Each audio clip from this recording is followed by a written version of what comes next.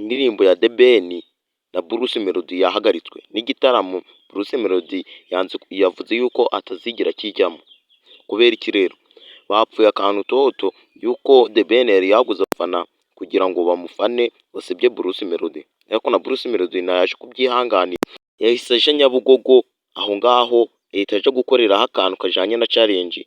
Umufana yari yamusabye kuja Nyabugogo kuba akaja kwereka abafana urukundo yuko abafana baramukunda. Yemeje uwo bita The Ben amwereka yuko ari we kirura, amwereka The Ben yaravuze ko ari igisimba, ariko Bruce Melody yamweretse yuko ari umwami w'ishamba. Bruce Melody yaravuze ngo nayigira agakoko ngo yiyemere nkawe. Bruce Melody yavuze ko ni umwami wa muzika, kuririmba ni ibintu byanje, ni ibintu biri mu maraso yanjye, ni ibintu navukiye, ariko wowe wavutse ukeza.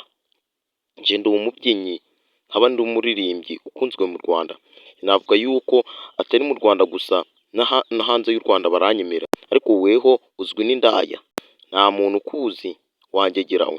Ico ngicyo nico catumye bapfa, bavuga yuko batazakorana ico gitaramo kizabera muri BK Arena, bavuze ko nta kintu bazakorana. Nkubitse wowe wakora subscribe, share, comment, kugira ibiganiro nk'ibi ngibi bigende bigucika.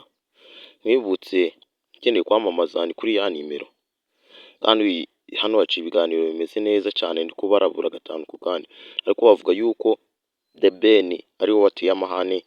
Sawa sawa, ni mukondo.